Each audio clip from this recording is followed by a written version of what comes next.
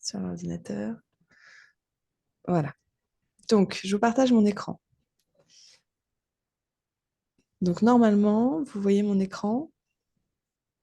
Et donc, quand vous venez sur le Moodle du cours, ça doit ressembler à ça. Est-ce qu'on est d'accord?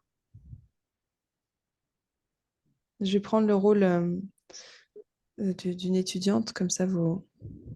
Oui, voilà. Donc ça, ce sont les différents modules du cours pour l'instant. Sachant qu'ici, là, dans les liens utiles, vous avez le programme du cours. Donc ça, je ne sais pas si vous l'aviez vu. Mais comme ça, vous voyez que le cours, il commençait le 28 avril. En fait, on a eu un peu de retard à cause de tous les soucis Moodle. Mais qu'il va normalement jusqu'au 14 juillet. Mais qu'en réalité, vous avez encore un mois après pour compléter les quiz et les projets. Donc là, actuellement, on a traité l'introduction, les révisions. On a fait le bloc 2. Et donc, aujourd'hui, je devais vous mettre en ligne la partie syntaxe du bloc 3. Chose que je n'ai pas faite parce que j'ai des questions à vous poser avant. Mais donc voilà, normalement, vous voyez où on en est. À partir de la semaine prochaine, on va passer à l'acquisition du langage, mais plutôt sur la production. Et puis ensuite, on fera l'acquisition d'une seconde langue et ensuite, on traitera des aphasies. Est-ce que sur le programme du cours, on est tous bien, tous d'accord? Vous pouvez me répondre par écrit encore une fois.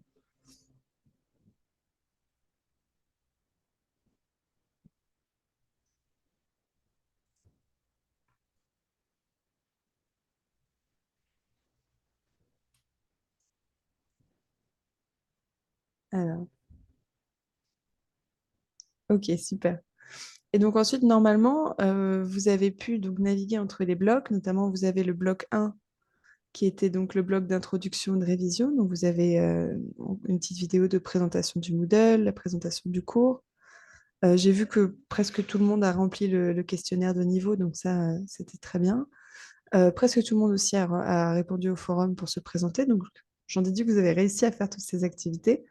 Et puis vous aviez donc un quiz, une activité participative et enfin d'autres vidéos. Ça, c'était la première semaine. Et depuis, j'ai tenté d'autres formats. Et donc, ce que j'aimerais voir avec vous, c'est si ça a bien marché pour vous, notamment le format livre. Donc là, dans le bloc 3 de l'acquisition du langage, merci Vicente et Educati, Educayiti, pardon. Donc, pardon? Michelet. C'est बहुत Michelet, clear है pardon. Michelet. Désolée. Merci. Donc là, est-ce que ça marche pour vous aussi, le format livre? Normalement, vous avez comme ça, vous voyez la première page avec dedans des vidéos et du texte, des questions. Et ensuite, vous pouvez aller sur les autres pages avec, par exemple, des points à cliquer sur les images pour avoir toujours des compléments d'informations. Donc, toutes les parties tests, toutes les parties quiz, tant que ce n'est pas noté, je les vois aussi comme des façons d'apprendre des choses. Donc, c'est normal si parfois vous avez des informations qu'on n'avait pas vues dans la partie cours. C'est aussi pour vous permettre en fait d'apprendre d'une autre façon. Parce que bon, je ne sais pas à quel point vous avez l'habitude de faire des cours en ligne. Moi, personnellement, je sais que quand c'est moi qui apprends à partir d'un cours en ligne, je préfère quand il y a plein d'activités différentes. Et en principe, ça vous aide à mieux apprendre. Donc voilà, voilà, voilà. Et donc, ça, c'est les différents formats. Et donc, j'ai ajouté sur ce bloc 3 tout à la fin, vous avez ici un sondage. Idéalement, si vous pouviez y répondre tous, pas forcément ce soir, enfin, c'est pas le soir chez vous, mais pas forcément aujourd'hui, mais un autre jour. Mais c'est pour m'aider à savoir si vous aimeriez, enfin, quel format vous préférez. Est-ce que vous préfériez plus de contenu vidéo? Est-ce que vous préférez plus de contenu écrit? Euh, Au contraire, est-ce que vous en voulez moins? Enfin, voilà. Ça m'aiderait à améliorer le cours. Et donc, pour finir, la partie aussi très importante, c'est le bloc évaluation. Donc, tous les quiz notés seront dans ce bloc. Pour l'instant, il n'y en a qu'un seul qui valide le bloc 2. et il y a les informations sur le projet final. Mais tout ce qui est noté se passe dans ce bloc. Comme ça, vous pouvez vraiment naviguer dans les activités des autres blocs sans avoir peur de cliquer par erreur sur quelque chose qui serait noté. D'accord? Et donc là, vous avez les instructions pour le projet personnel, etc. Donc voilà. Donc mes questions pour vous. J'ai la première question, c'est jusqu'à présent pour le format, est-ce que ça vous va? Ma deuxième question, c'est au niveau de la syntaxe, des cours de syntaxe que vous avez déjà eu jusqu'à présent, est-ce que vous avez utilisé un certain cadre théorique comme le générativisme, vous avez fait des arbres syntaxiques, ce genre de choses, ou pas du tout? C'est deux questions qui n'ont rien à voir, mais si vous pouviez répondre aux deux, ce serait bien.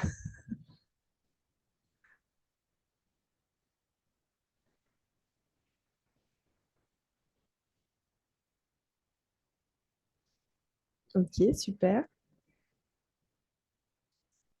Donc pour le format, pour Vicente, ça va.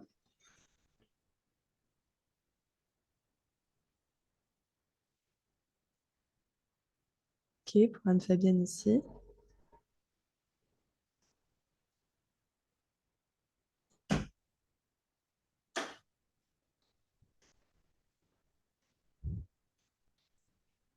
Et pour les autres, alors, est-ce que le format, ça vous va?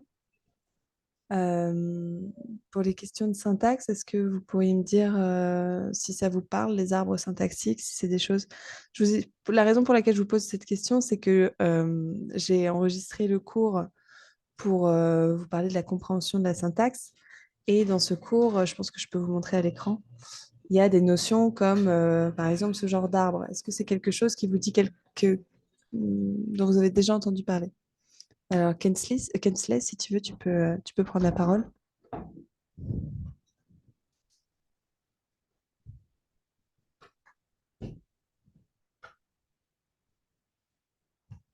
Donc, Anne-Fabienne, la slide que tu vois à l'écran, c'est une slide, enfin, tu comprends en fait ce qu'il y a entre les projections IP, DP, VP, etc.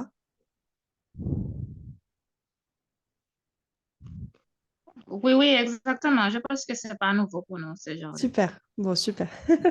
Je vais pouvoir mettre la vidéo. Vicente aussi. Kensley, tu voulais parler? Michelet, sinon, je crois. Oui, bonjour à tous. Bonjour. Bonsoir, professeur. J'allais réagir sur vos questions. C'est que j'allais dire que nous sommes habitués à faire des arbres syntaxiques sur des phrases, mais j'ai l'impression que la notion de euh, cette affaire de générativisme, la théorie de générativisme, c'est pas tout à fait clair. De mon côté, je pense qu'on n'a pas assez approfondi cela dans nos cours. Très bien. Donc, c'est ce que je voulais mentionner avant que vous alliez beaucoup plus loin avec ça. D'accord. Alors, je ne sais pas à quel point je vais pouvoir aller en profondeur sur le fait de vous apprendre ça, mais le fait que vous ayez déjà vu les arbres, ça m'enlève quand même une grande partie de base à expliquer. Et ça permet effectivement de peut-être voir un peu plus le détail. Donc, c'est ce que je vais faire sur cette partie syntaxique. C'est pour ça que je vais être un peu en retard sur la mise en ligne du cours, parce qu'en fait, je trouve que ce que j'ai enregistré n'était pas suffisamment euh, progressif et en suffisamment de parties. Mais d'ici 2, 3 jours, je mettrai tout en ligne. Michelet, tu voulais dire quelque chose? D'accord. Ah oui, pour moi, ça va. Ça va, j'ai aucun problème avec les arbres syntaxiques, la théorie X-bar, grammaire générative. Donc, ça va pour moi. Pas de problème avec les notions en grammaire générative.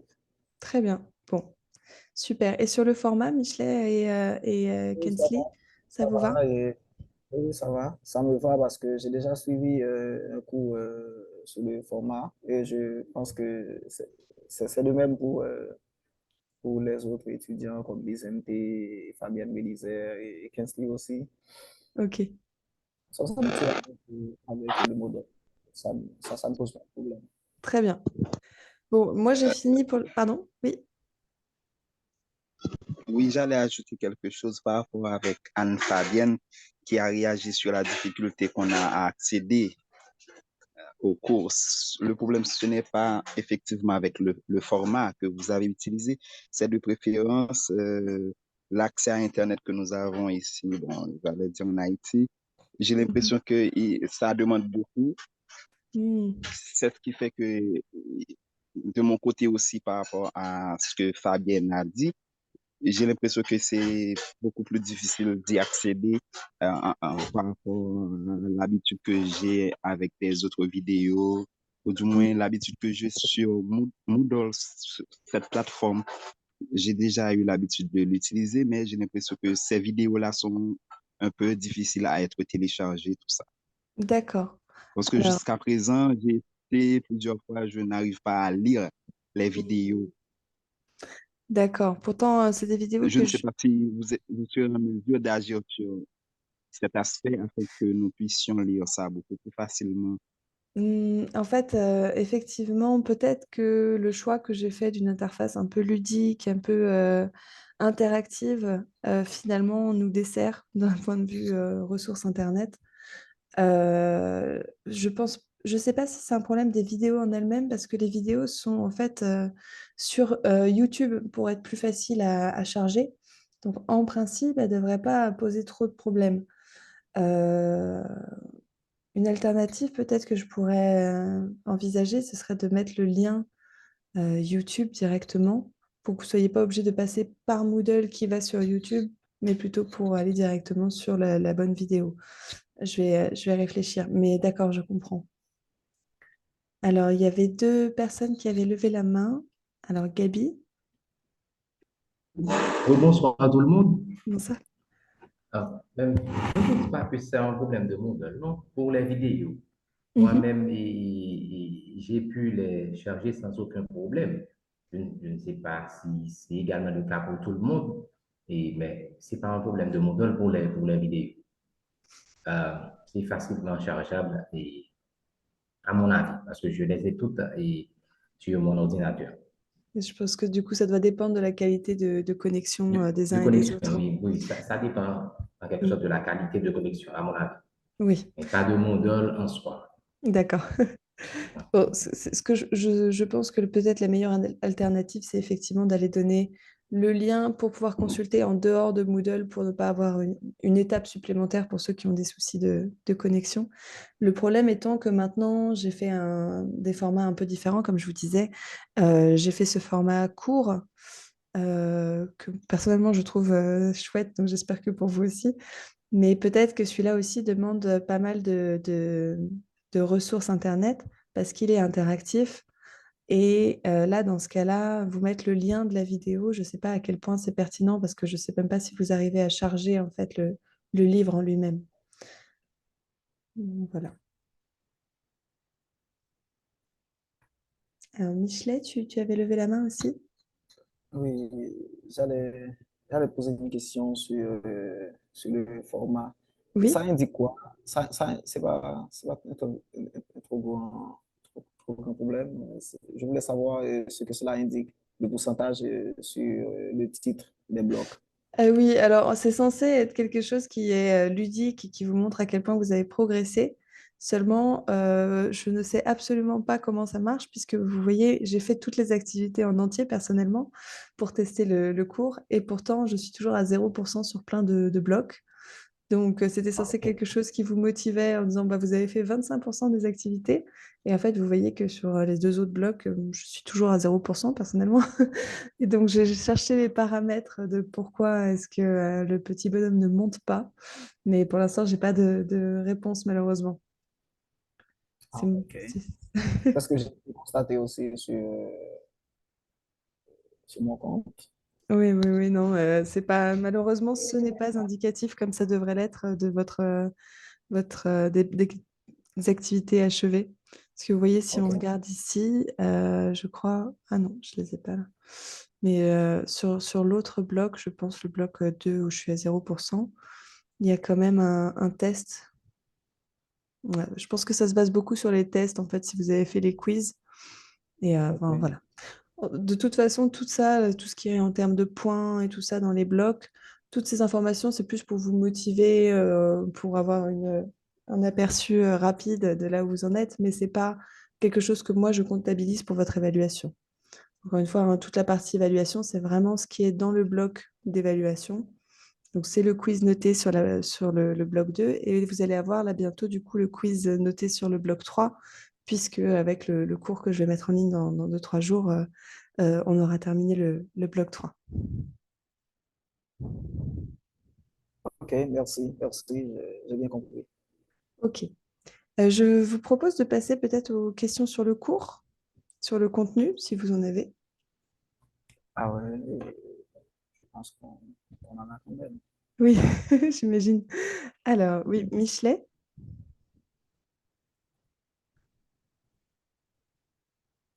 Michelet ou Vicente? Oui, santé peut-être. Vicente. Ok. Oui, est-ce que vous me recevez? Oui. D'accord. Alors, j'ai bien aimé le cours sur la langue signée, parce que moi, je n'ai pas parlé cette langue, mais je trouve que c'est fascinant les choses que j'ai lues là-dessus, sur Mondol, ce que vous avez posté pour nous. Merci beaucoup. Alors, si on peut appeler ça question, je ne sais pas, et d'un point de vue universel, est-ce que la langue signée, en fait, est-elle normale ou anormale? Et, ou est-ce tout simplement un problème neurologique, comme on a dit dans la revue? Et puis ensuite, concernant la production des langues orales versus langues signées, je voudrais avoir une explication sur le modèle de Levelt. Je ne sais pas si j'ai bien prononcé. Très bien. Merci beaucoup. Alors, qu'est-ce que vous entendez par langue normale ou anormale? Est-ce que, OK, conventionnellement, Mhm. conventionnellement, Alors, est-ce qu'on est, oui, alors, si vous voulez savoir si c'est une langue complètement, enfin aussi complexe en quelque sorte que les langues orales. c'est comme si je dirais une personne qui est née avec toutes ses parties du corps normales, il peut marcher, OK, et un autre enfant qui est né avec un handicap Mhm. et il ne peut pas marcher, etc. Ses bras sont plus longs que ses pieds, etc. Est-ce on peut voir ces langues-là dans cette forme de canevas? Est-ce que la langue signée est un peu un handicap ou est Mhm. handicapée et que la langue orale est normale? Alors non, pas du tout. Ça a été la perception qui a été superimposée aux langues des signes pendant très longtemps, comme quoi c'était des langues, en fait, pas vraiment des langues, finalement, plus du code, le résultat, en fait, d'une communication altérée. Et justement, les études en linguistique maintenant sur la langue des signes, elles permettent de montrer que ce sont des langues au même titre que toutes les autres langues naturelles. Donc en fait, quand on fait des typologies des langues, donc quand on classe les langues selon leurs paramètres, par exemple, que ce soit l'ordre des mots, les stratégies de formation des questions, ce genre de choses. En fait, les langues signées rentrent dans ces typologies aussi. Alors, elles peuvent avoir des moyens différents d'exprimer le même contenu, mais c'est ça qui est très intéressant avec les langues signées, c'est que c'est une différence de modalité, mais pas de structure. Et donc, ça montre encore une fois qu'on a un peu tous un cerveau humain, qu'on est tous pré-câblés pour les langues, qu'elles s'expriment par la modalité orale ou par les mains. Et même, en fait, on en parlera peut-être, mais il y a aussi ce qu'on appelle donc des sourds aveugles, qui sont souvent des personnes qui souffrent du syndrome de Usher. C'est un syndrome qui affecte d'abord l'audition et puis progressivement au cours de la vie, la vision. Et donc ces personnes-là ont appris à signer parce qu'ils étaient sourds et ils étaient au sein d'une communauté sourde et ils deviennent progressivement aveugles et ils ont développé la langue des signes tactile où en fait ça se pratique dans la main de l'autre personne. Et pourquoi je vous parle de tout ça, c'est parce que en fait là vous voyez que le besoin des humains de communiquer, il est plus fort que toutes les modalités par lesquelles ça s'exprime. Et donc voilà, donc, pour répondre très clairement à votre question, ce sont des langues naturelles, des langues qui appartiennent à des cultures et pas vraiment à des profils de handicap. D'ailleurs, les langues des signes, en fait, sont plus pratiquées par des personnes entendantes qui sont dans le quotidien des personnes sourdes que par des personnes sourdes. Il y a, à peu près en France, on considère qu'il y a 200 000 personnes qui signent la langue des signes. Et sur ces 200 000 personnes, il va y avoir des professeurs de LSF, qui sont entendants, des psychologues qui travaillent avec les sourds, des interprètes, mais aussi des enfants entendants de parents sourds et aussi des sourds, évidemment. Donc voilà. Est-ce que ça répond à votre question? Donc, ce n'est pas un problème neurologique. Pas du tout. Au contraire, ça montre, en fait, pour que vous soyez bien au courant des choses, la communauté sourde, et c'est pour chaque pays, euh, revendique même en fait une certaine forme de différence culturelle plutôt que de handicap. Donc en fait, on va souvent faire la distinction entre être sourd, c'est-à-dire le fait de ne pas entendre, et être sourd avec un S majuscule, à savoir faire partie d'une communauté culturelle avec sa propre langue. Et donc pour beaucoup de sourds, pour eux, la seule différence qu'ils aient avec vous et moi, c'est simplement que ils ne peuvent pas entendre. Mais voilà. OK. OK. L'autre aspect de la question, c'était de savoir Pour la d'abord production, le modèle une Levelt. explication. Oui, exact. C'est ça. Alors attendez, je regarde. Hop, je vais mettre le modèle à l'écran, comme ça on sait de quoi on parle. Je Hop. pense que cela est dû à un problème biologique. Pour la Peut-être. surdité, Oui, pour la surdité. en fait, ça va dépendre. Il y a beaucoup de personnes sourdes qui deviennent sourdes vers 2 ans à la suite d'une maladie, très souvent une méningite. Mais sinon, il y a aussi ce qu'on appelle les sourds congénitaux, où là, dans ce cas-là, c'est génétique. C'est un trait génétique qui est transmis de génération en génération. Mais ça ne constitue pas la majeure partie en fait, du public sourd. Il va y avoir aussi des personnes qui deviennent sourdes bien plus tardivement. On ne va pas considérer comme étant partie prenante de la communauté sourde les personnes âgées, par exemple, qui sont devenues sourdes vraiment à un âge très tardif, parce qu'en général, ils ne pratiquent pas du tout la langue des signes. Mais pour tout ce qui est surdité tôt dans la vie, en fait, ça va être soit des raisons congénitales, donc biologiques, soit des raisons suite à une maladie, en fait. OK. Alors, je regarde juste donc, le modèle de Levelt. Ah oui, c'était dans une vidéo, évidemment. C'était au début, c'était avant que je trouve la partie leçon. Ah voilà, c'est ici. Alors, est-ce que tout le monde voit à l'écran? Ouf. Est-ce que tout le monde voit à l'écran le Oui, ça modèle? marche. Oui, Ça marche. super. Oui. Donc, le modèle de Levelt, c'est juste un modèle pour essayer. Je vois qu'il y a une autre qui avait une capture d'écran de moi. Enfin, bref. Je me vois en double. Donc, le modèle de Levelt, c'est un modèle qui cherche à trouver dans quel ordre on planifie le signal qu'on va produire. Et donc, en fait, la question que je vous posais là-dessus en rapport avec les langues des signes, c'était à votre avis, est-ce que ce modèle qui passe d'une phase de conceptualisation à comment la formuler et à l'articulation, est-ce que ce modèle sera le même entre les langues orales et les langues signées? Normalement, vous avez vu la réponse, je ne sais pas si vous avez vu la réponse, mais la réponse était que ce serait le même modèle, à la différence que l'articulation ne produit pas une onde sonore, mais produit un mouvement des membres supérieurs. Donc, en fait, tout simplement, comme je vous disais, c'est vraiment des langues au même titre que les langues orales, donc on peut exprimer exactement les mêmes informations. Et donc, on passe par les mêmes étapes. Une étape d'abord de préparation conceptuelle, où on cherche les bons mots par rapport au concept qu'on veut exprimer, que ce soit des mots parlés ou des mots signés. Ça se traduit par des concepts lexicaux permettent de sélectionner les bons lemmes et les bons morphèmes, donc en fait le contenu morphématique des mots qu'on veut exprimer. Et ces morphèmes, on va les encoder de manière phonologique. Donc c'est peut-être là où vous pouvez avoir un doute sur la langue des signes. Est-ce que ça se passe pareil? En fait, bon, les théories divergent, mais on est de plus en plus à être adepte du fait de postuler qu'il y a un niveau phonologique en langue des signes. Et évidemment, ça implique de s'abstraire un peu de la définition de phonologie, puisqu'on n'est plus dans l'étude du son, mais plutôt dans l'étude des traits distinctifs. Donc les traits distinctifs dans les langues orales, ça va être est-ce que le son il est plus ou moins occlusif, plus ou moins fricatif, etc., plus ou moins vocalique. Et vous allez avoir des traits distinctifs dans les langues signées qui sont l'orientation des mains, le mouvement, la localisation du signe, est-ce que c'est ici, est-ce que c'est là, et aussi la configuration manuelle. Donc ça, ce sont les traits essentiels pour produire un signe. Et en fait, on se rend compte que c'est pas juste de l'articulation, qu'il y a les mêmes phénomènes d'allophonie et de phonème, donc d'unité vraiment distinctive, en langue des signes et en langue orale.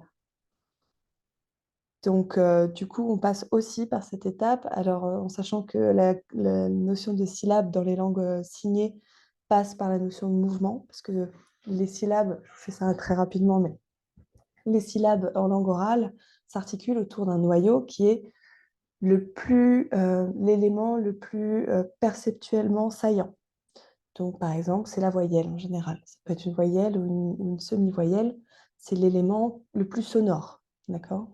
Et donc, la syllabe peut être constituée juste d'une voyelle ou alors de plusieurs clusters de consonnes avec une voyelle au milieu. Et c'est la voyelle, le noyau. Et dans les langues des signes, l'élément le plus saillant visuellement, ça va être le mouvement. Et donc la plupart des signes sont monosyllabiques, c'est-à-dire que vous allez avoir seulement un signe, un seul mouvement, par exemple pourquoi. Quand je fais pourquoi, vous voyez qu'il y a juste ce mouvement-là. Mais vous pouvez avoir des signes bisyllabiques, comme par exemple hypothèse, qui a un signe qui fait comme ça et comme ça. Je refais parce qu'avec les ralentissements Internet, et vous voyez qu'il y a un premier mouvement et un deuxième mouvement. Et donc, en fait, les syllabes sont simultanées dans la mesure où toutes les informations articulatoires se font en même temps. Cette notion de mouvement, orientation, lieu et forme de la main, c'est fait simultanément. Mais vous avez quand même des traits distinctifs et un moyen, en fait, de séquencer le signal. Alors, je suis partie dans une explication beaucoup plus longue que ce que j'avais prévu, mais voilà. J'espère que c'est clair. Donc, l'idée, c'est qu'on garde le besoin de séparer pardon, j'entends quelqu'un.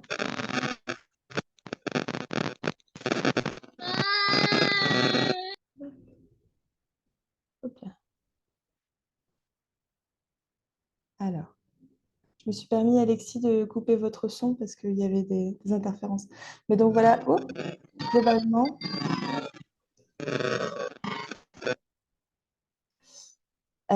globalement, pour revenir donc, sur les langues orales, je pense que c'est clair pour tout le monde. Sur les langues signées, on va avoir la même chose, besoin de conceptualisation. Ces concepts s'expriment par certains signes. Ces signes, ils peuvent aussi avoir en fait des informations morphologiques. Je n'avais pas prévu de vous faire de la linguistique des langues signées en détail, mais en fait, par exemple, un phénomène morphologique qui est très courant, c'est la reduplication pour expliquer le pluriel, pour exprimer pardon, le pluriel. Et donc, par exemple, au lieu d'avoir juste enfant, pour dire plusieurs enfants, on va faire comme ça, plusieurs enfants. Et donc, c'est aussi des informations morphologiques. Tout ça se traduit en traits articulatoires et qui vont être encodés puis articulés. Et vous avez aussi, dans les langues signées, cette étape de autocontrôle, de monitoring, à savoir, vous voyez ce que vous êtes en train de produire et donc vous êtes en train de réévaluer à chaque fois. De la même façon que quand on parle, on s'entend parler et donc des fois on se rend compte qu'on a dit une bêtise. C'est pareil pour les langues des signes. Est-ce que c'est clair? Merci. Merci beaucoup. Alors, je comprends par là que, basiquement, on est tous signés, en fait. Pardon, on est tous quoi? Signés. Oui. On est tous humains et on est tous. Signés. Yeah. Non, non, je sais bien, mais je ne sais pas si on est tous signés, mais on est tous en tout cas dotés d'une langue et qui suit les mêmes structures et les mêmes étapes. Gabi a une question. Oui, euh, je loue l'interaction qu'il y a sur le groupe. Rapidement, c'est par rapport aux langues signées. Oui. Un élément fondamental dans la question de langue, c'est le son. Le son est fondamental dans la question de langue. Mais pour les langues signées, quelle est sa place pour les langues signées? Est-ce que les cris que produisent les sourds-muets, est-ce que ça contribue à donner une idée du message? Je ne sais pas. Quelle est la place du son dans les langues signées? Alors, le son dans les langues signées il n'a pas vraiment de place, c'est-à-dire qu'il a une place visuelle par la façon dont il s'exprime. Donc, notamment, ça va être un moyen d'exprimer certains adverbes de manière, par exemple, quelqu'un qui tombe, on va pouvoir faire euh, et en fait, les sourds n'entendent pas le son, mais ils ont l'habitude de voir que chez les entendants, un son qui dure longtemps implique d'avoir la bouche qui s'ouvre. Si la personne elle tombe répétitivement, elle va faire. Vous voyez, ça devient un moyen de moduler le signal. Mais le son dans l'acquisition des langues signées n'a pas d'intérêt.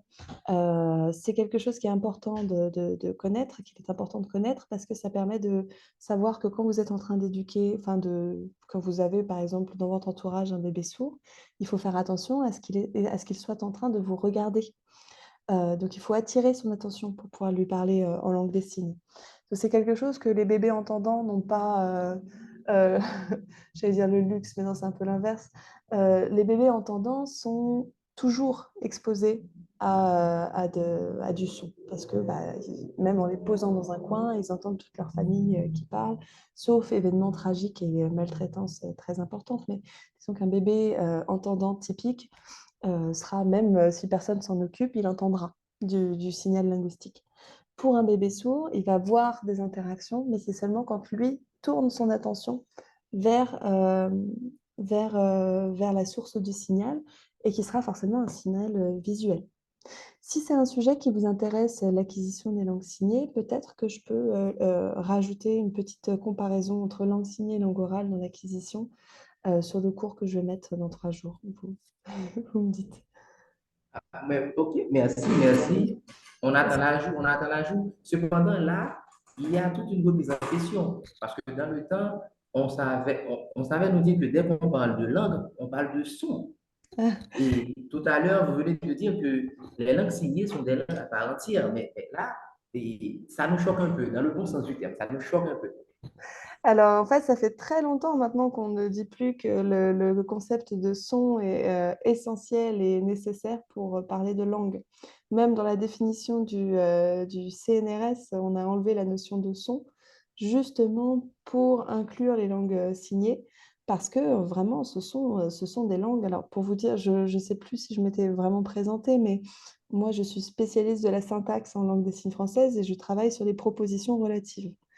Donc, c'est un domaine qui est particulièrement important dans ce genre de questions de la langue dans sa complexité, puisque, comme vous savez, Chomsky avait dit que cette capacité à faire de la récursion, à faire des propositions enchâssées les unes dans les autres, c'était ce qui rendait les langues humaines uniques. Et c'est ce qu'on retrouve aussi dans les langues signées. Et en fait, plus on creuse sur les paramètres des langues signées, plus on se rend compte que les mêmes informations sont véhiculées simplement par une autre façon, par une façon qui est plus, avec beaucoup plus d'informations transmises en simultané. C'est plus en 3D. Mais en fait, pour tout vous dire, les linguistes formels aiment beaucoup travailler sur les langues des signes parce que des fois, ça permet de prouver, de rendre visibles des choses qui avaient été seulement postulées. Je vous donne un exemple. En langue des signes américaine, par exemple, attendez, excusez-moi, j'ai cliqué au mauvais endroit. Mais en langue des signes américaine, les chercheurs ont montré que, par exemple, pour les questions WH, contrairement à l'anglais, il y avait 2 stratégies possibles. Il y avait il y a même 3 stratégies possibles. La possibilité donc de déplacer l'élément WH ou la possibilité de rester avec l'élément WH in situ. Donc, comme en français, quand on dit qu'est-ce que tu as vu par rapport à tu as vu quoi? Bon, on peut faire ça aussi en langue des signes américaine. Et là où c'est intéressant, c'est que vous savez qu'on dit en général que les questions avec l'élément WH déplacé sont en fait le miroir de l'élément in situ, juste où il y a une dépendance visible. Eh bien, dans les langues des signes américaines, quand vous avez ce déplacement, vous avez un indicateur visuel qui vous montre la dépendance en fait de cet élément, à savoir quand vous déplacez l'élément WH, que vous faites qui par exemple, alors je le fais en langue des signes française parce que je ne me souviens pas le signe en langue des signes américaine, en fait la personne elle va garder les sourcils levés tout le temps des autres signes jusqu'à arriver à l'endroit du gap, à l'endroit où devait se trouver le WH. Et là, elle va baisser les sourcils. Et donc, vous avez ces relations en fait syntaxiques que l'on postulait, que l'on théorisait, que vous pouvez ensuite voir visuellement. Ok, merci, merci. Donc, j'espère que ça vous invitera plus à revoir votre définition des langues, plutôt que je ne veux pas vous choquer.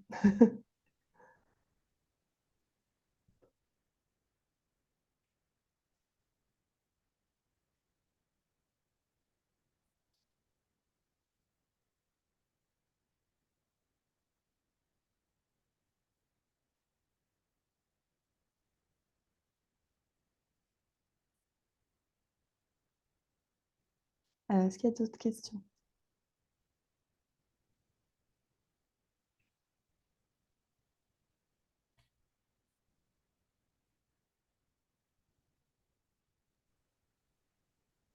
Ah, bon. Oui. J'ai une autre question, ça concerne cette fois-ci, c'est la production et la compréhension du langage. Mhm. C'est quand vous énumérer les types d'erreurs, et c'est pour le type 2, mots sur le bout de la langue. Oui. Type 2, mots sur le bout de la langue. Ah, vous avez montré que ça, c'est une erreur. Ah, je ne Mhm. comprends pas trop pourquoi le mot sur le bout de la langue serait une erreur, à mon avis. Je ne comprends pas trop. Ah, est-ce que vous pouvez nous expliquer et pourquoi on considère que le mot sur le bout de la langue est une erreur? Alors, le mot sur le bout de la langue, en fait, on va le considérer comme une erreur au sens large de erreur. En fait, les erreurs, c'est tout ce qui va être disfluence dans le signal. Donc, c'est le fait de s'être trompé dans ce qu'on voulait dire, mais c'est aussi le fait d'hésiter, le fait de chercher justement son mot. Et donc, en fait, le fait que vous cherchiez votre mot, mais que vous l'ayez sur le bout de la langue, à savoir vous avez des parties du mot en tête, ça vous montre comment fonctionne finalement la planification de la production de la parole. Et donc, ça reste une erreur dans la mesure où c'est un moment où la production de la parole ne se passe pas de manière fluide. Et ce qui nous intéresse, c'est à quel moment ça pose problème, justement. Qu'est-ce qui est encore disponible, qu'est-ce qui ne l'est pas.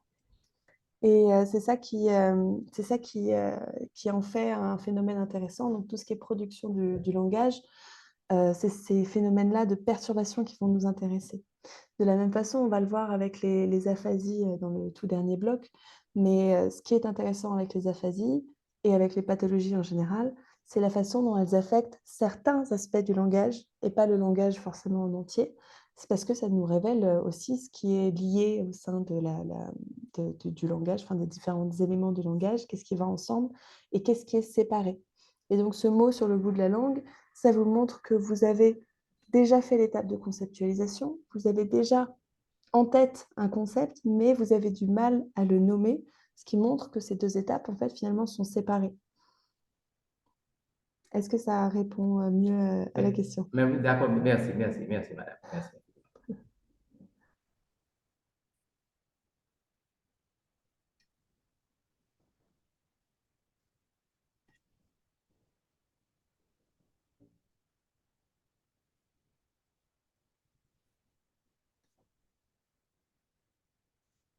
Est-ce que vous avez d'autres questions?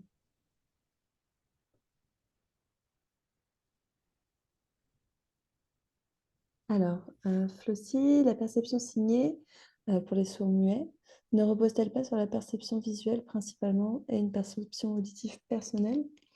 Autrement dit, a-t-on déjà pensé ou réfléchi sur le mode de fonctionnement de la production auditive chez les sourds-muets? Alors, plusieurs choses. Alors, attention, on ne dit pas sourd-muet parce qu'en fait, ça, c'était une conception qui date du 19e siècle parce que tout simplement, comme on n'arrivait pas à enseigner la parole aux personnes sourdes, on pensait qu'ils étaient aussi muets. Mais en fait, il faut savoir que tout le système auditif est complètement décorrélé de tout le système phonatoire. Donc, en fait, vous avez beaucoup de sourds qui apprennent à produire du son et à l'articuler et donc à parler. Donc, on va dire les sourds. Ça, c'est pour votre culture personnelle, évidemment, ce n'est pas une faute ou quoi que ce soit, mais sachez qu'on ne dit plus sourd-muet, tout comme on ne dit plus langage des signes, on dit langue des signes. Mais pour revenir donc au cœur de la question, effectivement, la perception de la langue des signes repose principalement sur les informations visuelles. Après, vous avez différents degrés de surdité. Vous avez des personnes qui sont sourdes profondes et pour lesquelles il n'y a aucun signal auditif qui passe. Donc, effectivement, vous allez avoir de la variation entre les sourds profonds, les sourds modérés, les sourds légers même. Vous allez avoir aussi la surdité avec correction, sans correction. Tout ça vous montre que c'est une population extrêmement diverse. Pour tout ce qui va être ce paramètre-là, il va être surtout important sur leur acquisition éventuelle d'une langue orale. Parce qu'en fait, les sourds évoluent dans un environnement oraliste, à savoir des écoles qui ciblent sur l'apprentissage quand même de la parole, justement, du français, notamment en France. Et donc, c'est des séances d'orthophonistes pour apprendre à produire. Et là, effectivement, les résultats des sourds vont beaucoup varier selon s'ils entendent un peu ou pas du tout, s'ils ont entendu puis perdu l'usage de l'audition, etc. Mais en fait, ces différences-là sont plus des différences qui vont affecter leur apprentissage d'une langue orale. Sur tout ce qui est langue signée, ça passe uniquement par la modalité visuelle, tout simplement parce qu'elle s'exprime par la modalité visuelle.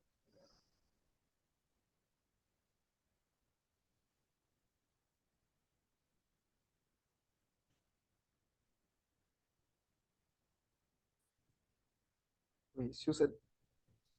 Oui, Vous m'entendez? oui, je vous entends. Ok, je vais poser une question très banale. Si je comprends bien,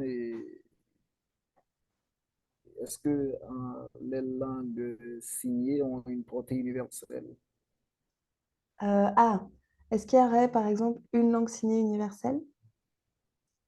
Alors, est-ce qu'on parle des langues signées ou la langue signée? Effectivement, on va parler des langues signées. C'est souvent un commentaire qu'on fait, moi la première, hein, quand j'ai découvert un peu ce domaine des langues signées, c'est de dire c'est dommage quand même qu'ils ne soient pas tous mis d'accord pour parler une seule langue. Mais en fait, encore une fois, ce sont des langues naturelles qui évoluent avec des cultures. Et il n'y a aucune raison qu'au 19e siècle, des sourds français aient été en moyen de parler avec, de signer avec des sourds australiens et donc d'avoir exactement la même langue qui évolue au même rythme. Donc, c'est bien des langues qui vont appartenir à des cultures. Vous avez même des variations régionales, voire même des accents régionaux. Je vous donne un exemple. J'avais deux consultants sourds qui travaillaient avec moi, un de Bordeaux et une de Paris. Et celle de Paris disait préfère avec toute la main en dessous, préfère. Et celui de Bordeaux disait préfère avec juste le doigt. Et donc, quand l'un et l'autre jugeaient les vidéos de l'autre, ils disaient ah, mais oui, c'est le Parisien. Ah, mais oui, c'est la Bordeaux. Non, c'est la Parisienne, c'est le Bordelais. Donc, on a vraiment les mêmes phénomènes. Et donc, par contre, ce qui est vrai, c'est qu'il y a ce paramètre iconique de représentation du monde qui est très présent dans les langues signées. Et donc, on nous dit souvent par retour d'expérience que c'est plus facile pour un sourd, par exemple, qui pratique la langue des signes française, de comprendre un sourd d'une autre culture parce qu'en fait, il y a un moment, il y a des moyens de s'exprimer qui sont communs. Sur la partie linguistique, langue, tout ce qui est codifié en fait au sein de la communauté, là, ça ne va pas être universel. Par contre, sur la partie, la capacité à représenter visuellement l'environnement, là, il y a une certaine dimension pas complètement universelle, mais en tout cas, il y a des mécanismes qui se comprennent entre sourds. C'est plus facile pour eux de faire le parallèle. Ok, je comprends, merci. De Mais rien. est-ce que, alors, du, alors, Oui. du point de vue syntaxique, c'est-à-dire comment découvrir, est-ce qu'on découvre les règles ou bien on établit les règles en langue des signes? Oh bah, écoutez, pareil que pour vous, pour vos différentes langues maternelles ou les différentes langues que vous découvrez. En fait, plus vous êtes jeune quand vous découvrez la langue, moins vous avez d'apprentissage explicite. Votre langue maternelle, vos parents ne vous ont pas dit spécifiquement, c'est comme ça qu'on fait. Tu sais, quand tu fais une proposition relative, c'est vous qui, par l'observation, l'avez acquise. Et c'est ce qu'on voyait avec l'exemple dans le cours de la langue des signes du Nicaragua, c'est que en fait, vous aviez cette deuxième cohorte d'enfants, des enfants plus jeunes qui arrivent et qui observent ce que font les plus grands et qui, à partir de ça, en fait, créent une langue par interaction, tout simplement, par communication. Donc, vous avez donc cet apprentissage implicite qui est l'apprentissage de l'acquisition naturelle. Et puis après, vous avez aussi l'apprentissage explicite qui est les cours de langue des signes. Ce qui est intéressant de voir, c'est que vous avez souvent, tout comme pour le français d'ailleurs, une différence entre ce qui est enseigné et ce qui est vraiment pratiqué. C'est là où, en tant que linguiste, c'est intéressant Ouais, de venir regarder. Mais c'est pareil pour les langues des signes. Par exemple, en cours, on vous dit qu'en langue des signes, la syntaxe serait très bizarre. Il faudrait toujours mettre la date d'abord, enfin, quand se passe l'événement, puis où se passe l'événement, puis qui subit l'événement, qui le fait, et enfin le verbe. Donc en fait, OSV, qui est un ordre des mots que vous savez être assez rare. Et en fait, dans la pratique, on voit que c'est très SVO et SOV dans le discours quotidien, et que ces règles-là ne sont que des règles visuelles pour un certain type de situation, à savoir quand on raconte une histoire. Ben, c'est comme le fait que quand on raconte une histoire en français, on commence souvent par « il était une fois ». Ben, c'est pareil. Il était une fois dans un royaume, etc. Ben, là, c'est pareil. Dans la narration, on va commencer par la date, le lieu et tout ça. Donc, effectivement, vous avez encore une fois cette dichotomie entre linguiste et grammairien, sachant que nous, en tant que linguistes, évidemment, ce qui nous intéresse, c'est la pratique. Donc, Ok, voilà. merci. Et je reviens avec la question des erreurs de production. Mhm. Je me demande si c'est la même démarche disons, pour un enfant de 2 à 3 ans qui commence à peine à parler. Ah, alors, euh, la même démarche, c'est-à-dire, est-ce qu'on va aussi considérer que c'est La une même erreur? démarche, exactement. Mhm. Parce que Alors, ça dépend en fait. Ça dépend si on la question sait serait que... comment considérer, quelle considération pour ces gens, pour les erreurs commises par un bébé, par exemple, qui... Ben, on va considérer aussi que c'est informatif en fait, parce que ça nous permet de voir dans quel... C'est un peu différent dans la mesure où là, on n'est plus sur l'idée de qu'est-ce qui n'a pas marché, mais plutôt, tiens, qu'est-ce qui n'est pas encore en place, ou alors qu'est-ce qui est déjà en Ouais, ouais, place. ouais, ouais. Mais voilà, donc Ça l'interprétation est m'intéresse. différente, mais on s'intéresse quand même à ce phénomène, parce que bon, c'était le but de l'activité anecdote parole d'enfant. Je me suis permise de vous mettre deux exemples qui viennent de ma fille. Alors, est-ce que vous voyez mon écran? Mais le but, c'est que vous aussi, vous le fassiez, si vous avez des exemples de votre entourage, pour qu'on essaye d'en discuter ensuite dans la partie production. Voilà, parole d'enfant. Mais par exemple, ma fille dit pas le cote-cote, au lieu de dire le docteur. Elle dit vraiment le cote-cote en permanence. Et donc ça, c'est quelque chose qu'on peut chercher à expliquer. Pourquoi est-ce qu'elle n'arrive pas à dire docteur? Qu'est-ce qui pose problème? Pourquoi est-ce que c'est cote-cote qui sort? Et donc, vous voyez, c'est vraiment sur cette étape aussi, finalement, de bah, il y a une erreur, comment est-ce qu'on l'explique? Sauf que, bah, évidemment, c'est pas vraiment une erreur, c'est plutôt qu'est-ce qui est en place actuellement, qu'est-ce qui manque.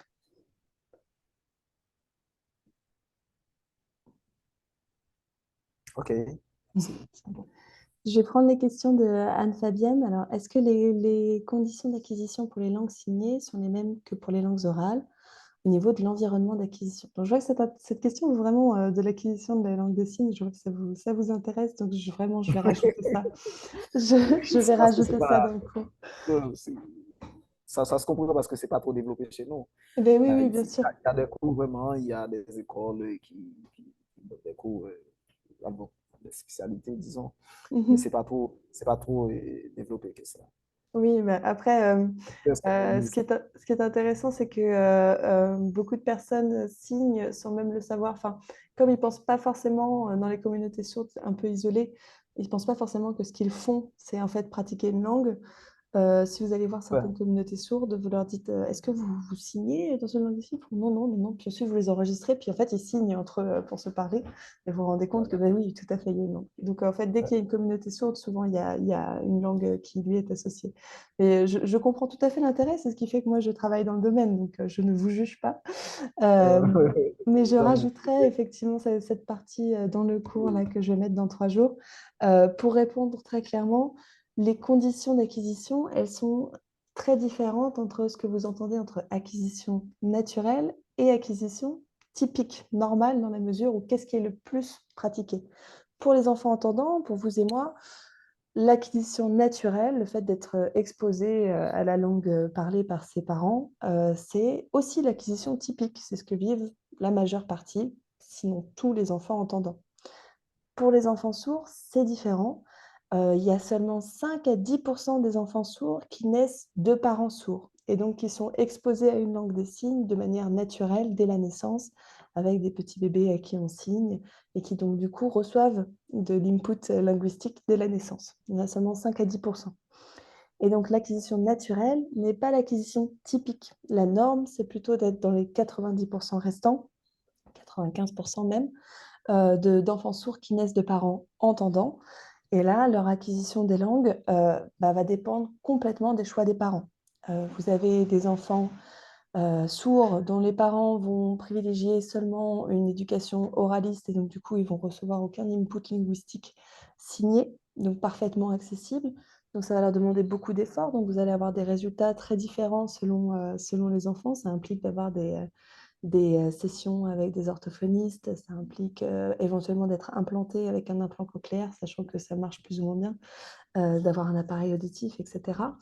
Et ça va produire des résultats différents, sachant que dans leur cas, la langue cible, c'est une langue orale. Après, vous avez d'autres enfants sourds dont les parents vont choisir de donner les deux, par exemple une implantation ou un appareil auditif, des séances d'orthophonie, mais aussi des cours de langue des signes ou alors des associations qui proposent ça. Et dans ce cas-là, on considère que c'est peut-être le meilleur schéma parce que l'enfant a au moins une de ces deux langues qui est parfaitement accessible. Et puis, vous avez des parents qui sont très investis, qui vont apprendre eux-mêmes la langue des signes et qui vont ensuite la pratiquer avec leurs enfants, en sachant qu'il y a des études qui montrent que même si les parents n'ont pas une langue des signes parfaite, à savoir native, hein, une langue des signes qu'ils ont appris un peu sur le tard et qui est imparfaite, les enfants en bénéficient quand même énormément. Donc voilà. Donc ça fait une population sourde extrêmement différente d'une personne à l'autre. C'est pour ça qu'en fait, souvent dans les études en linguistique, en tout cas dans celle du courant générativiste, on se concentre très souvent sur les sourds natifs, à savoir ceux qui ont grandi dans des conditions d'acquisition similaires à celles des entendants, avec leur langue qui leur est transmise par leur famille. Alors, Alexis demande donc comment comparer l'appareil phonatoire d'un muet à notre appareil phonatoire. Alors, dans ce cas-là, ce n'est pas sur les sourds, on est d'accord. Si c'est une personne muette, c'est une personne qui a des problèmes de phonation et donc qui n'est pas capable de produire des sons. Mais si vous parlez de l'appareil phonatoire des sourds, sauf maladie particulière, il est complètement similaire au vôtre et au mien, hein. C'est juste que, imaginez bien que si vous n'entendez pas du tout les sons, si vous ne passez pas par cette phase où vous êtes bébé et que vous êtes en train de bouger votre langue et ça fait tiens, là ça fait A, là ça fait O, c'est bizarre, ça fait que quand je fais ça, etc. Vous n'avez pas cette habileté articulatoire à produire les sons que vous voulez. Et donc ça passe par un entraînement explicite de l'orthophoniste qui vous fait mettre la main ici pour voir quand vous faites des sons voisés, non voisés, qui vous met un doigt dans la bouche pour que vous sentiez que votre langue est en train de retourner sur elle-même. Enfin, c'est extrêmement compliqué. Il y a beaucoup de sourds qui y arrivent et qui le font, mais ça implique en fait une conscience de comment bouger ces articulateurs. C'est comme si en fait, au lieu de l'apprendre naturellement vous-même par des essais pendant que vous êtes bébé, on vous donnait un manuel tu vois, pour faire le son te. Et ben, le son te, il faut que tu produises un flux d'air, que tu arrêtes d'un coup grâce à ta langue et qui se place au niveau des dents, et que tu relâches, et ça fait te. Attention, c'est pas comme ce, parce que le son ce, vous voyez à peu près la complexité. Mais sinon, en fait, en termes de capacité, ils ont les mêmes capacités. C'est juste que la facilité à utiliser ces capacités est différente. Alors, Vicente, donc dans la perception catégorielle dans les langues signées, des auteurs de cette étude utilisent une tâche d'identification ABX, qui est exactement le même type d'expérience qui est d'habitude réalisée pour tester la perception catégorielle en langues orales. Quelle est donc la profondeur ou l'utilité de cette démarche au niveau expérimental? Alors, donc là, c'est des études de phonologie. Donc, je vais revenir sur le moment où je vous parlais de ça. Production, compréhension. Hop. Dans les langues orales, on se pose souvent la question de savoir comment les locuteurs, par exemple, du français perçoivent les sons de l'anglais. Excusez-moi. Pardon. Comment ils perçoivent les sons qui leur sont étrangers, puisque vous savez qu'on a nos propres répertoires phonologiques. La question pour cette expérience ici que vous avez de Hemeray, McCullough et Brentary, c'est de savoir est-ce que de la même façon que pour les langues orales, on a un répertoire phonologique et donc certains sons qu'on va considérer comme étant des phonèmes et d'autres comme étant des allophones ou qu'on va même pas percevoir du tout.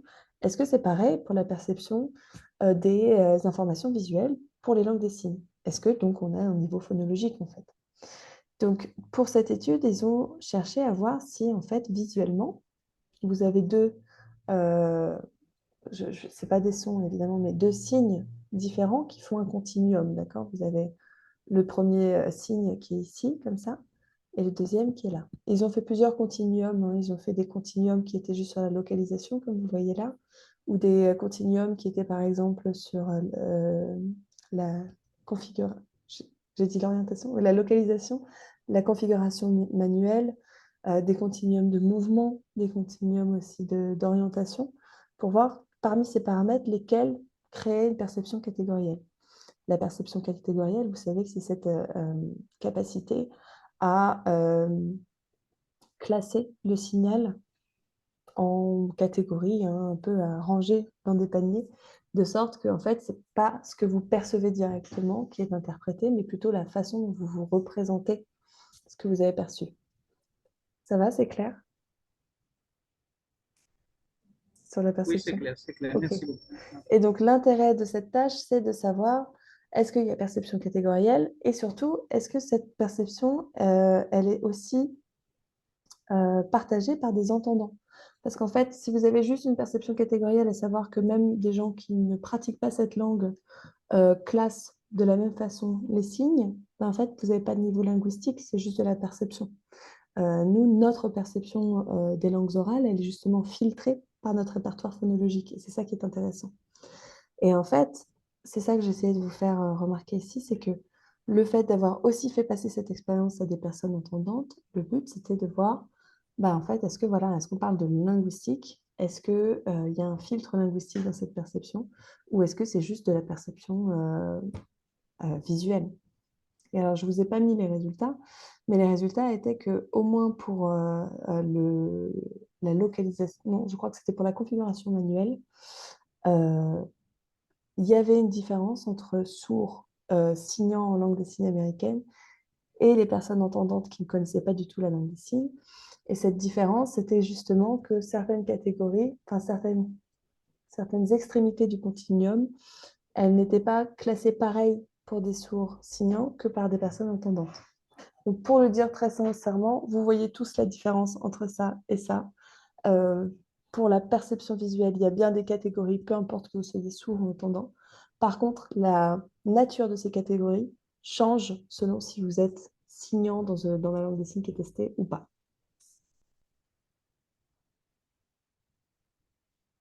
Alors, Fleussy, donc pour l'acquisition du langage, se mettons au même niveau de langage des enfants de 1 à 3 ans pour mieux comprendre leur langage, ou les mettons d'abord dans un environnement expérimental infantile où on les observe, ou bien on isole des groupes d'enfants et on les enregistre et analyse après ou pendant. Méthode expérimentale offline et online. Alors, en fait, ça dépend. Ça dépend de votre question de recherche. Donc ça, c'est de la méthodologie expérimentale, mais encore, enfin, j'ai envie de dire, toutes les méthodes se valent du moment qu'elles sont éthiques, hein, bien sûr. Toutes les méthodes se valent à condition qu'elles vous permettent de répondre à votre question. Ça se fait très bien de juste aller enregistrer l'enfant dans son environnement naturel, en interaction avec ses parents. On fait des corpus comme ça d'interaction de paroles dirigées vers l'enfant. Et évidemment, plus vous êtes dans l'observation, plus c'est dur ensuite de faire des généralisations à grande échelle parce qu'en fait, bah, c'est dur d'avoir des contextes complètement similaires, complètement contrôlés. Et il y a certains phénomènes que vous ne pouvez pas vraiment tester quand vous faites de l'analyse de corpus, à savoir, vous allez voir ce qu'est la performance que les enfants réussissent à produire, de ce qu'ils réussissent à comprendre, mais vous ne voyez pas leurs compétences, à savoir ce qu'ils auraient pu comprendre ou ce qu'ils auraient pu produire si on leur avait donné le bon stimulus. Donc, en fait, on va adopter, selon votre question, des différentes méthodes. Plus précisément, donc, est-ce qu'on se met au même niveau de langage que les enfants de 1 à 3 ans? Pas forcément. On peut leur donner des phrases très compliquées à comprendre ou à corriger, si par exemple ils ont 3 ans. Par contre, il va falloir faire attention à certains biais, à savoir un enfant a énormément de mal à corriger un adulte. Si vous lui dites est-ce que c'est correct quand je te dis la fille qui je suis amoureuse, Est-ce que tu trouves que c'est bien? L'enfant, il aura envie de dire, bah oui, tu es adulte, tu l'as dit, donc j'imagine que c'est bien. Et donc, on va utiliser des méthodes, par exemple, utiliser des petites marionnettes, utiliser des petits personnages que l'enfant n'aura pas peur de corriger pour lui permettre de s'exprimer complètement. Voilà. Pour le reste, les enfants seulement, je ne suis pas sûre qu'on ait le droit de laisser l'enfant tout seul. Alors, peut-être sur une courte phase d'observation, mais en général, on aura toujours un parent avec, surtout si vous faites venir dans votre laboratoire. Il faut que l'enfant soit rassuré, donc il aura sûrement un parent avec lui ou avec elle. Et voilà. Et donc après, sur les méthodes offline, ça peut être des méthodes comme ça où on va juste collecter les résultats de l'enfant, à savoir sur cette phrase, s'il a corrigé, est-ce qu'il a, par exemple, donné le bonbon rouge pour dire que non, tu n'as pas bien répondu, ou est-ce qu'il a donné le bonbon vert pour dire oui, tu as bien répondu. Donc ça, c'est offline. Mais vous pouvez avoir du online quand vous avez des expériences de eye tracking et vous avez, par exemple, deux objets et on te dit, il y en a un, c'est une pomme et l'autre, c'est un objet très bizarre. On me dit, oh, regarde le zorglu. Et on regarde si le bébé, pendant qu'on est en train de parler, regarde plutôt la pomme ou plutôt l'objet bizarre, etc. Voilà.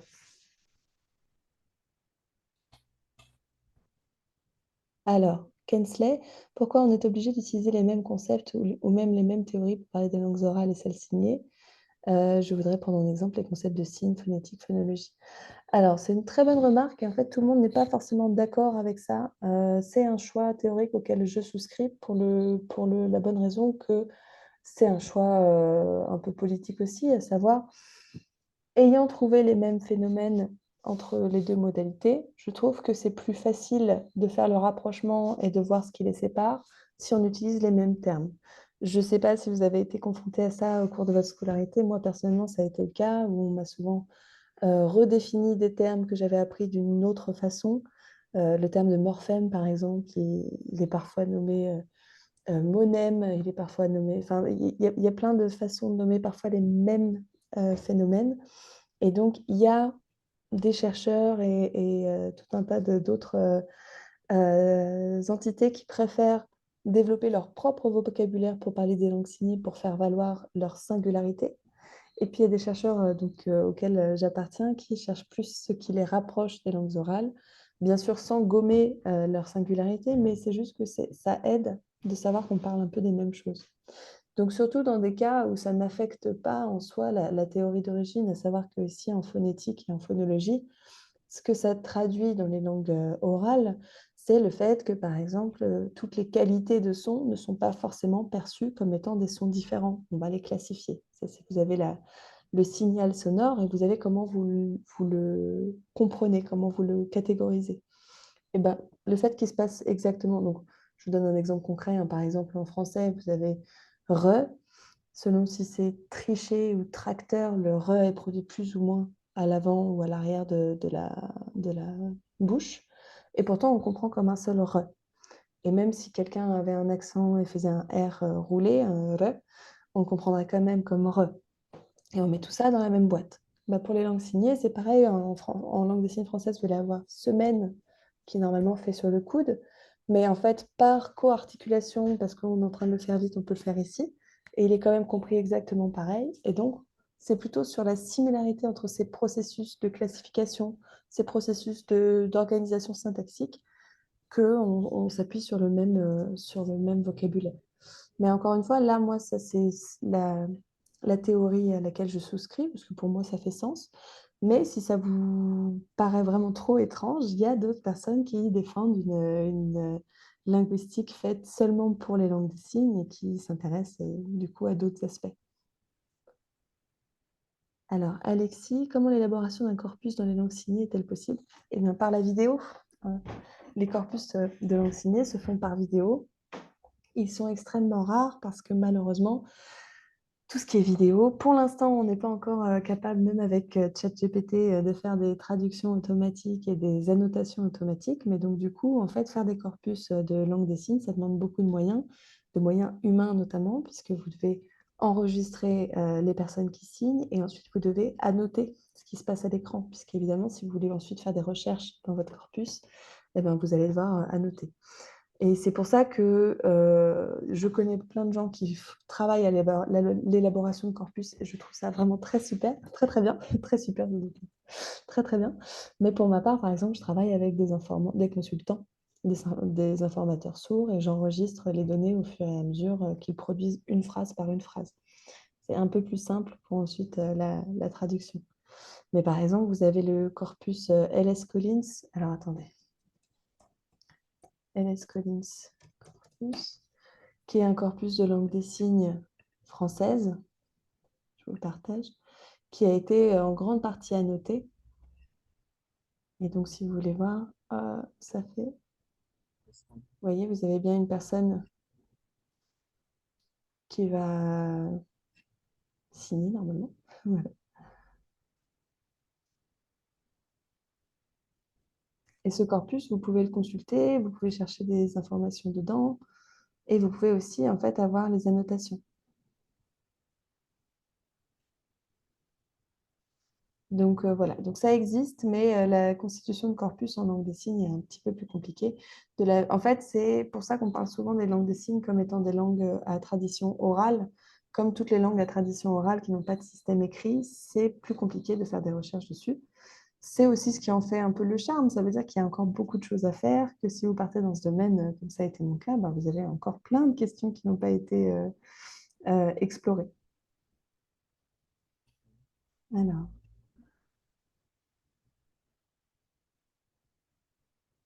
je sais pas si c'est...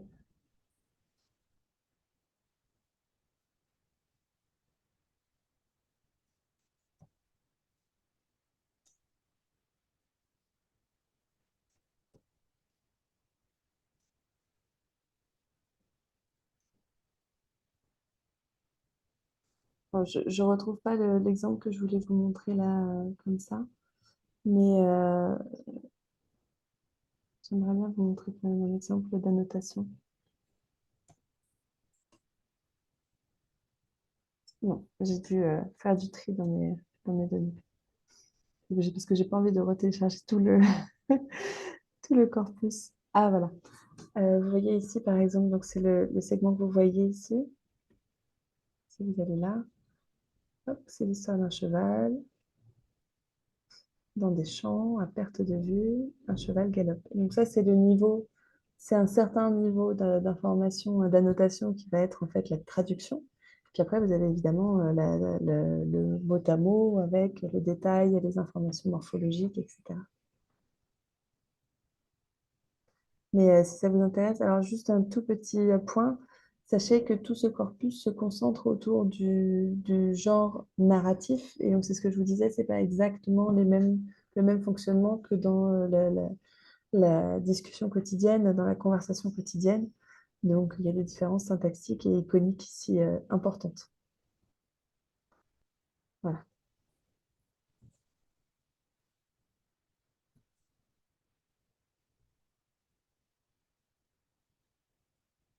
Intéressant. Pardon? Ah oui. Très intéressant. Ah, super. Ouais. Et, ok. Une autre question, mais pas sur Oui. la langue. On laisse tomber, hein, parce que c'est pas. Ah, mais ça me plaît, moi, il n'y a pas de problème.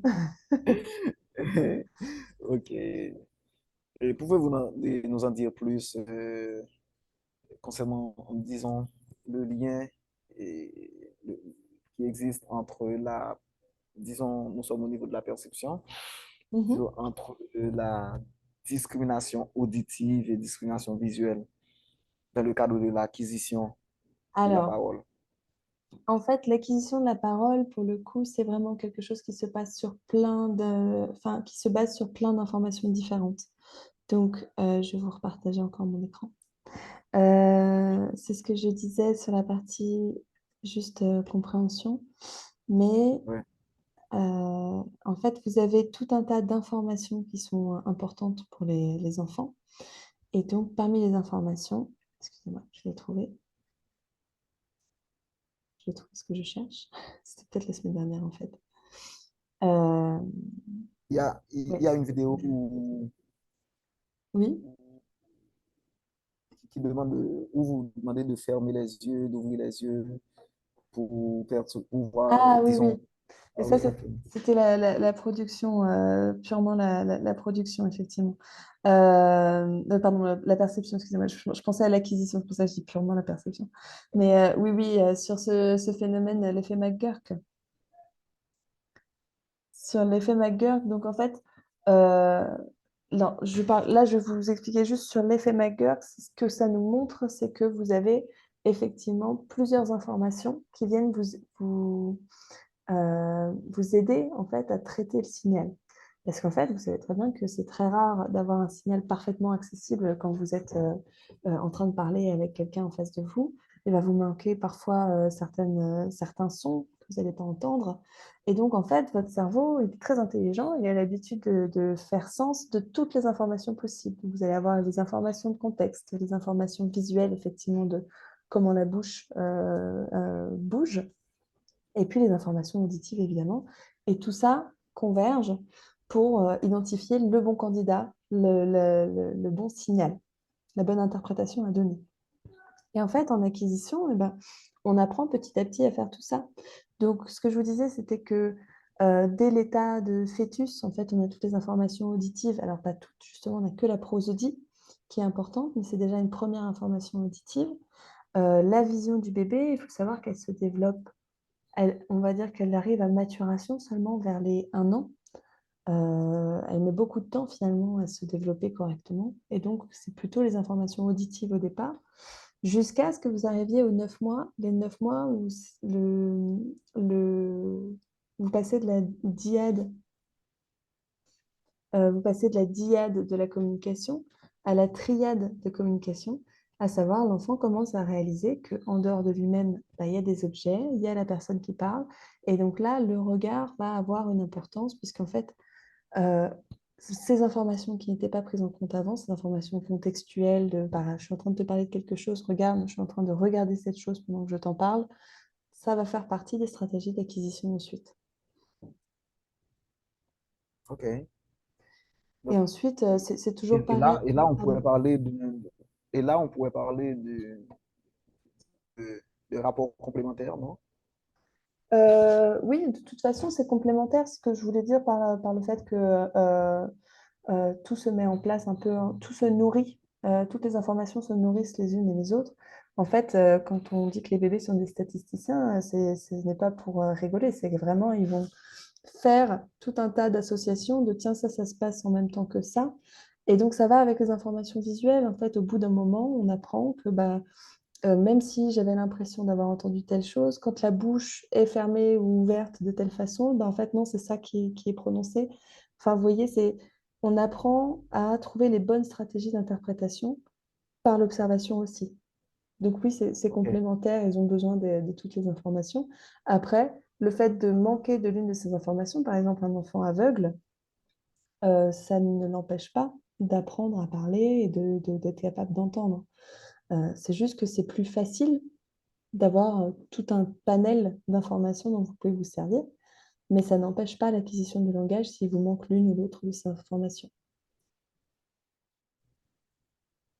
Merci. Alors, Anne-Fabienne demande, est-ce qu'à la base, il n'y a que les malentendants qui apprennent la langue signée, hormis les parents qui l'apprennent pour communiquer avec leurs enfants? J'aimerais savoir si un enfant capable d'entendre, mais dont l'appareil articulatoire ne se développe pas très bien, va devoir utiliser la langue signée. Alors, je ne suis pas sûre de comprendre parfaitement. Donc, est-ce que vous voulez savoir si les langues signées peuvent être enseignées à des enfants entendants ou des enfants présentant aussi des troubles, par exemple, non pas des troubles de l'audition, mais des troubles, par exemple, autisme ou ce genre de choses? Est-ce que c'est ça Oui, oui, exactement. Par exemple, il y a des enfants qui peuvent très bien entendre, mais dans l'articulation, ça pose problème dès le début. Est-ce que ces enfants vont devoir apprendre la langue orale puisqu'ils peuvent entendre ou encore va devoir apprendre la langue signée? En fait, c'est dans cette notion de devoir que j'ai du mal à répondre parce qu'en fait, tout va dépendre des objectifs des parents. Mais est-ce qu'il peut apprendre la langue des signes? Oui, ça c'est sûr. Les langues signées, oui. Enfin, c'est sûr. Attention à juguler tout de même parce qu'en fait, certains troubles du langage se reproduisent aussi dans les langues des signes. Je pense notamment aux personnes qui sont bègues. Quand vous êtes bègue en langue orale, vous serez aussi bègue en langue des signes. Donc, ça ne résout pas le problème. Mais justement, il y a eu un boom ces dernières années de ce qu'on appelle le baby sign, le signé bébé, où on s'adresse aux bébés pré-verbaux avec des signes. Donc, le cas des parents qui l'apprennent pour essayer de communiquer avec leurs enfants. Alors, ils n'apprennent pas la langue des signes. Ah, pardon, il y a des jeux.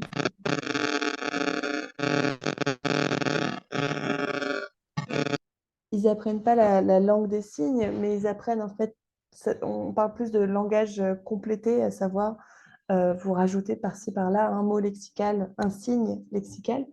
Mais il se trouve que pour les enfants susceptibles de développer des troubles du langage, notamment souvent c'est plutôt les garçons qui sont en retard sur l'acquisition du langage, et quand ils sont dans des milieux socio-économiques assez défavorisés, les langues des signes aident à diminuer en fait les retards d'acquisition de la langue des langues même orales. Donc ça peut être une première marche vers l'acquisition de la langue orale. En tout cas, c'est un moyen de faciliter la communication si vous avez par exemple des problèmes articulatoires, comme c'est le cas de certains enfants, ou des phénomènes plus psychologiques de type euh, euh, mutisme sélectif ou mutisme, etc.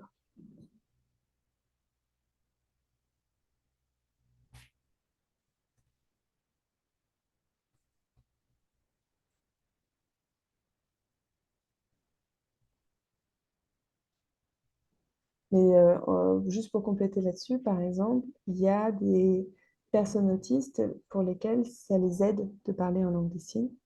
Euh, Tandis que pour d'autres, au contraire, vous savez, souvent, on parle souvent des autistes, on dit, c'est démodé de dire autiste Asperger, mais en fait, on va dire autistes de haut niveau, ceux qui ont des capacités langagières, mais qui sont très spécialisés dans un certain domaine. Et pour ces personnes-là, par exemple, certains ont un talent pour apprendre des langues orales, et ils étaient très embêtés avec les langues des signes qui utilisent beaucoup les expressions du visage, là où c'est un paramètre un peu plus interactionnel, ce qui pose problème en général aux personnes autistes. Donc voilà, il y a encore une fois de la variation d'un individu à l'autre.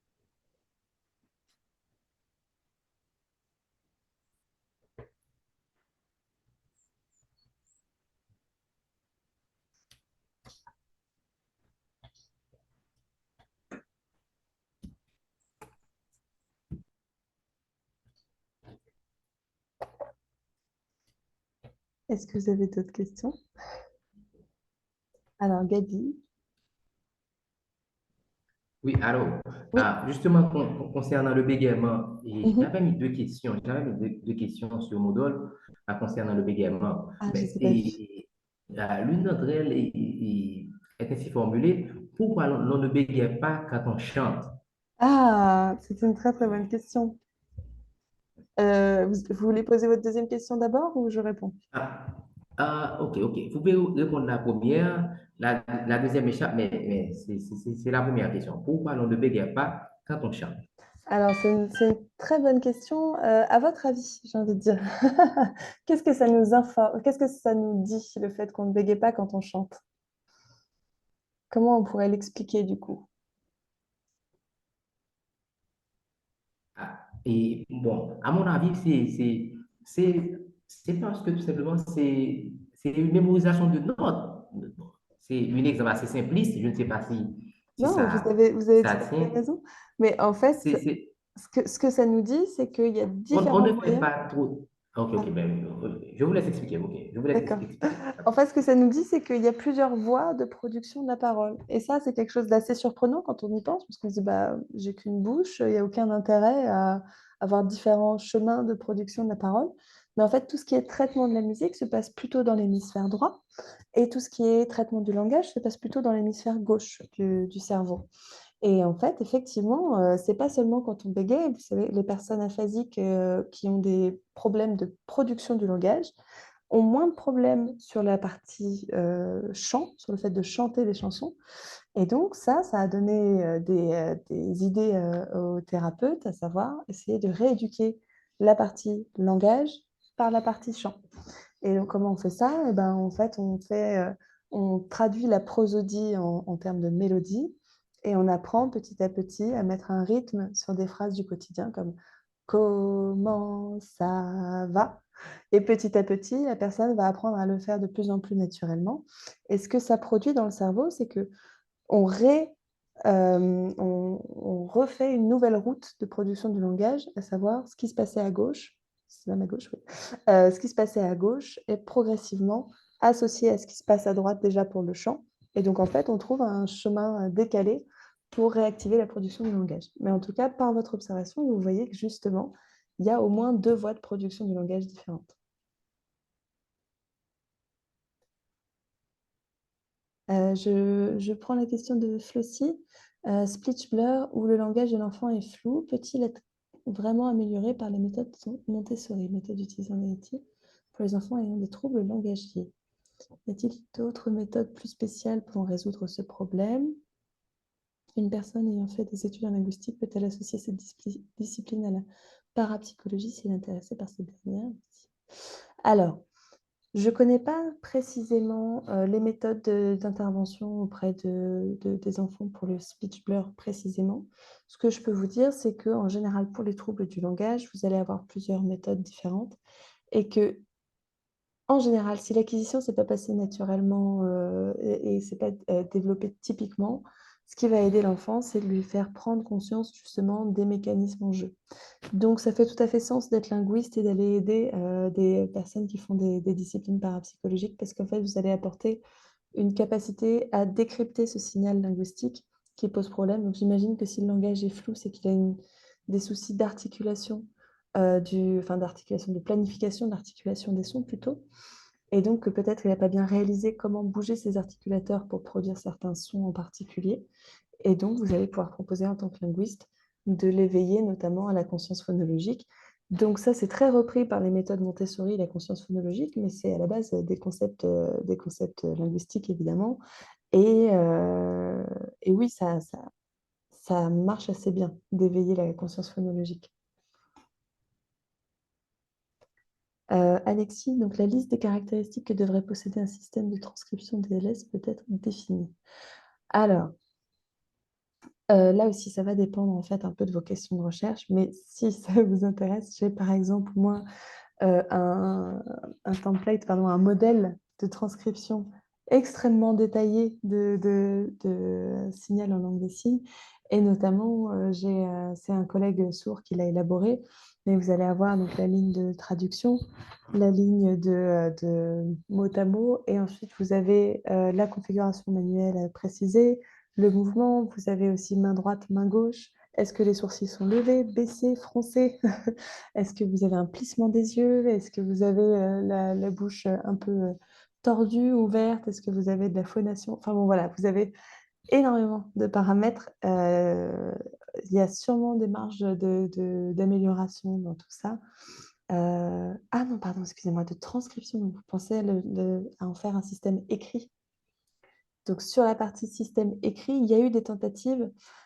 Pour l'instant, malheureusement, aucune n'a été vraiment reprise ni par la communauté sourde, ni par les différentes communautés scientifiques, parce que en fait, il manque beaucoup d'informations quand vous essayez de passer du visuel à l'écrit. Ce que je peux vous dire, c'est que dans les articles de linguistique, souvent la technique utilisée, c'est de mettre en majuscule la traduction du concept du mot. Par exemple, chat. Et ça veut dire, bon, en LSF, on a marqué chat parce que ça représente le concept de chat, mais il faut se référer du coup à la LSF pour voir quel est ce signe. Et ce qu'on va indiquer par contre, c'est souvent les marqueurs non manuels qui sont des marqueurs syntaxiques ou prosodiques, souvent importants. Donc, par exemple, on va indiquer la portée des propositions relatives. Alors, attendez, je vous montre un exemple comme ça. Euh, J'arrête de parler dans l'hypothétique. Alors, je partage l'écran. Mais il y a des gens qui proposent des systèmes de transcription bien plus complexes que ça, mais c'est juste que dans les articles sur les langues des signes, souvent, on va faire quelque chose comme ça. Par exemple, on utilise l'anglais pour préciser. Alors, ça dépend des personnes, encore une fois, hein, ça va dépendre des chercheurs, mais dans les conventions, personnellement, je suis, Souvent, on va utiliser l'anglais pour dire que, bah, attention, c'est juste une traduction du concept, le, c'est pas exactement ce que le signe veut dire. Pour dire, attention, ne vous fiez pas juste aux mots. Et puis, vous voyez qu'on va utiliser, par exemple, ces petits marqueurs au-dessus, comme ce REL, qui est le marqueur de relativité non manuel. Dans ce cas-là, en fait, c'est le fait de froncer les sourcils. Non, pardon, hausser les sourcils. euh, juste au-dessus du signe relatif. Mais vous voyez qu'en langue des signes américaine, par exemple, vous allez avoir tout un tas d'autres informations, à savoir de quelle personne parle le signe et vers qui, parce que c'est des verbes directionnels. Donc, par exemple, pour poser une question. Alors, je ne sais plus comment c'est en langue des signes américaine.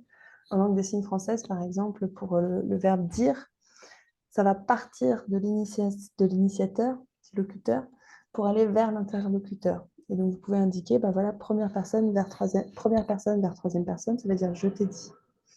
Je lui ai dit, pardon, troisième personne, je lui ai dit. Si c'est je te dis, c'est comme ça. Et si c'est il dit à quelqu'un d'autre, ça va être comme ça. Donc, vous voyez, toutes ces informations-là, vous pouvez essayer de les retranscrire par ces index en dessous. Vous pouvez aussi retranscrire la référence. Et donc, quand vous voyez la barre qui s'étend comme ça veut dire qu'en fait, là, le marqueur relatif non manuel, donc par exemple, je ne sais pas ce que c'est en langue américaine, je ne me souviens plus, mais si c'est un froncement des sourcils, c'est un froncement des sourcils qui a commencé pendant qu'il faisait le signe de Ursula et qui ensuite a continué pendant qu'il faisait frapper et le signe date. Donc voilà, donc ça vous indique la portée justement des différents signes. Hop. Donc j'espère que ça répond. Alors, Vicente, on dit que pour bégayer, il faut être dans le doute de notre locution, le doute de la réception de nos propos par notre auditoire. Cependant, quand on est en train de chanter, nous devons être très concentrés sur les notes que nous devons produire. Donc, notre attention est concentrée sur les notes ou sur les mots du chant. Alors, tout à fait. Le fait est que, alors, ça peut être une autre explication pourquoi est-ce qu'on est meilleur en chant par rapport à la parole. Mais par l'exemple des aphasiques, on voit aussi que ce n'est pas toute la réponse à la question.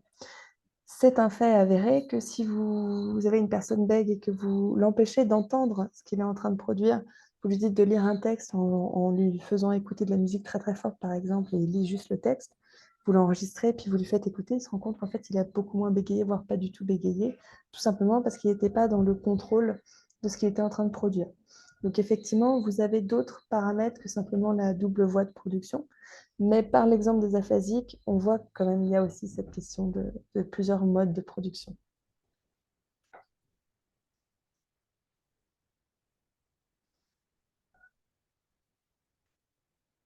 Oui, on peut tout à fait devenir bègue à l'âge adulte, Gabi. On peut l'être suite à un traumatisme, en fait. Il y a beaucoup de personnes qui associent en fait les troubles bègues à des troubles du type stress post-traumatique, que ça ait commencé à l'enfance ou que ça commence plus tard en tant qu'adulte.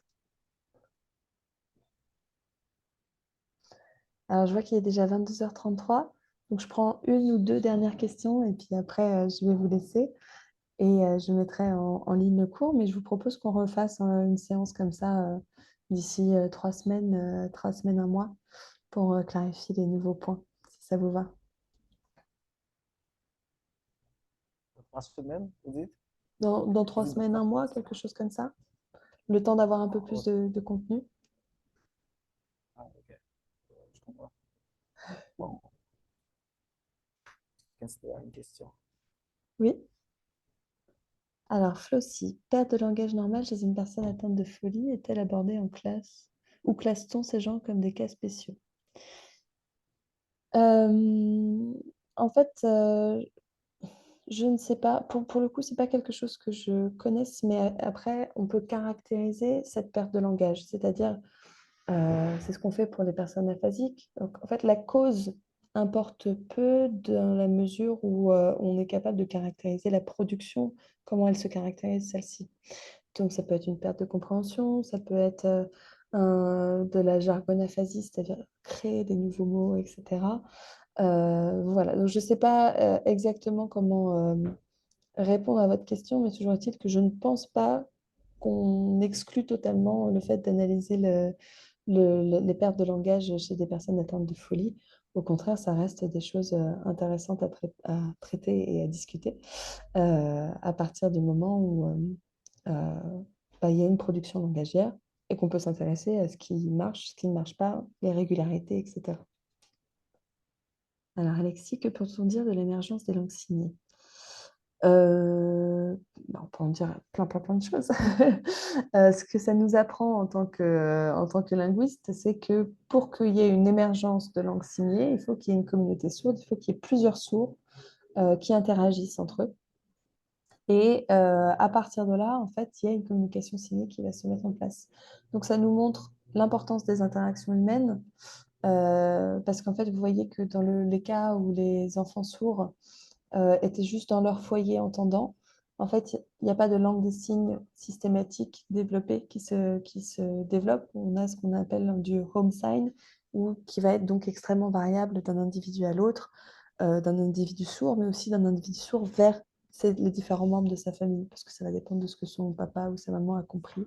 Donc, si son père a compris maison comme ça, mais que sa maman, elle le comprend plus comme ça, par comme ça, et bien du coup, il va y avoir plusieurs façons d'exprimer le même concept qui sont vraiment basées sur la compréhension de la personne en face.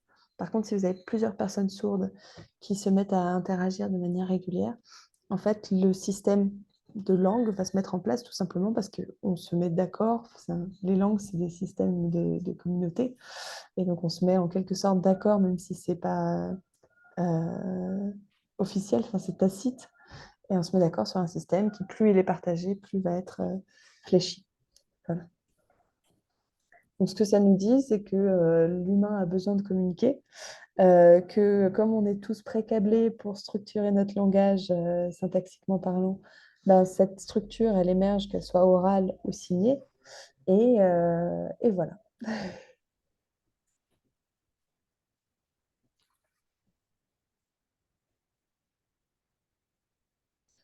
Donc, sur ce, je vais clôturer la session, si ça vous va. Je vais mettre l'enregistrement sur le Moodle, donc vous pourrez y accéder. Et donc, je remettrai un nouveau sondage pour, euh, pour faire une nouvelle session. Moi, j'ai été ravie de pouvoir discuter avec vous en vrai. Ça fait plaisir. Ça Euh, fait ça plaisir. fait, ça fait plaisir d'avoir pu voir certains d'entre vous aussi.